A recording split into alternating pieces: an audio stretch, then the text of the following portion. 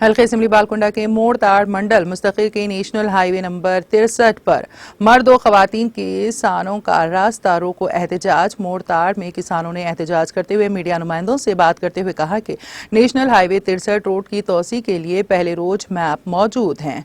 आरमोर और निजामाबाद में सीधे रोड की तोसी की जा रही है, मगर कुछ लोगों के दबाव में मोड़ताड़ की सीधी रोड तोसी की बजाय बाईपास निकालने की साजिश की जा रही है।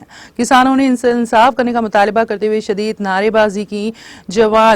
आज जय जवान जय किसान के नारे लगाएं और हुकूमत से अपील की है कि वो इनकी मदद करें। किसानों ने कहा है कि जिस तरह रोड मैप तैयार किया गया था, इस मंसूबे की तब्दीली नहीं की जानी चाहिए। पहले मंसूबे के मुताबिक नेशनल हाईवे नंबर 63 के काम को अंजाम दिया जाना चाहिए। नए प्लान के सबब वो अपनी अराजिया से महरूम हो जाएंगे। पहले भी 2 मरतबा हमारे खेतों की जमीन रेलवे और कैनाल में जा चुकी हैं। हमारा खानदान ज़राअत पर मुश्तमिल है, जिससे कई खानदान का गुजर बसर होता है। ये हमारे साथ सरासर नाइंसाफी है।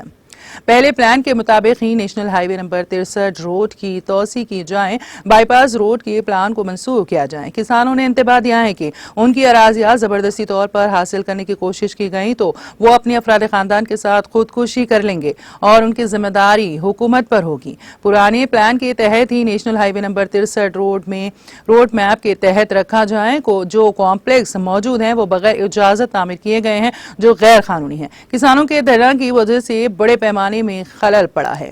बारज़ा किसानों ने MRO सत्या नारायण को एक याददाश्त भी पेश की।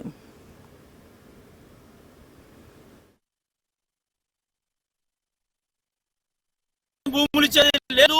మీరు సమగ్ర విచారణ తర్వాత మా మోర్తాలో గతంలోనే మాస్టర్ ప్లాన్ వచ్చింది। అప్పుడే 200 ఫీట్లతోని మధ్య నుండి 200 800 అని చెప్పి అప్పుడు గతంలో వచ్చింది।